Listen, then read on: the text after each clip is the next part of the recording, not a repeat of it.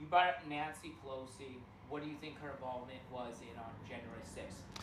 I believe the Speaker of the House, Nancy Pelosi's involvement will be completely exposed when they get hold of her text messages. She's in charge of the Capitol Police, and she was the one who kept telling them to stand down, move out of the way, and somebody gave the order to let a lot of those people into the Capitol building. And so the investigation, they're going to have more committees coming out on it, so it will get down to the bottom of the truth of it. But she's the ultimate person who is responsible for what happened there because she's in charge of the Capitol Police. Do you think she? So do you think she knew what was going to happen and was coordinating with the FBI? I believe she was coordinating with the FBI. The FBI, be quite frankly, has been corrupt for many years at the top levels. Not the lower agents. They're kind of doing their best they can on their investigations, different things they do. But there's certainly a lot of corruption going on at the top levels, and a lot of the truth of that will be coming out because they've already discovered a lot of the informants who are part of not only the January 6th movement and they're orchestrated it, they also know that during the kidnapping quote unquote plot against the governor of Michigan, for her, 12 of the 18 people were FBI informants and agents. So this goes pretty deep. More and more is coming out. So just hang on and we'll see where the ride goes. I'm gonna come back to this because it's gonna. I have this first part is gonna lead up to it. Hmm. Why do you think the purpose was of wanting to steal the election of government officials in Ohio? I believe the whole process to steal actually started back with Hillary, and it went wrong because she didn't campaign hardly anywhere. Her signs, everything, it was so strange where she seemed so confident that she was going to win. I think she knew the machines were going to be tapped into. And I think something went wrong and allowed just the normal votes to proceed forward, and that's what then Trump won.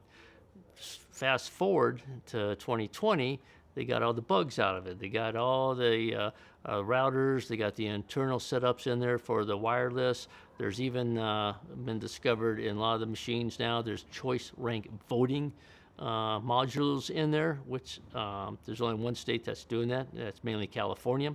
So they're trying to set this on up to take over even more so, and that's what I put forth the whole operation to get rid of Trump because he is not a globalist. He's America first, and he believes in America. And they're New World Order folks and all the people in Davos who control a lot of the money around the world. They want a new world order and one central government for the world. And Trump was in the way. And so they orchestrated, got to fine tune to get them out of the way. But it's all being revealed, it's coming on out, and they're all going to be exposed.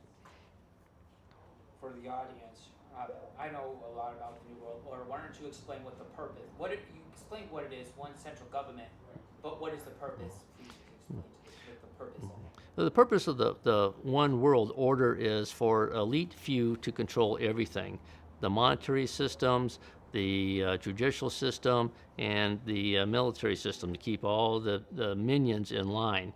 What it's mainly for is to control. It's all about control, and the elitists will do what they want to do and put the whole world on a serfdom type of mode.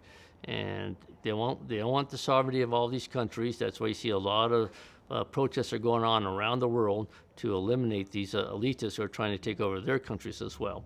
And it's a fancy word form for communism. If you go back and ever read the book Animal Farm, it pretty well explains exactly what the globalists are trying to do. Did you know about? Were you interested in this before Trump came along? New World Order and all this. I was not really involved in it. I researched it. I followed it along. And when it first got exposed and came forward, it was actually President George Bush back there after Ronald Reagan when he went around gave speeches and talked about the New World Order. And that put the red flags up for a lot of people at the time. And that's when it actually got started and trying to prepare the populations for this new central government and a one world order. And that's when it first actually started. And then over the years, Now you're talking, it's been 30 some years now, 30, 35 years.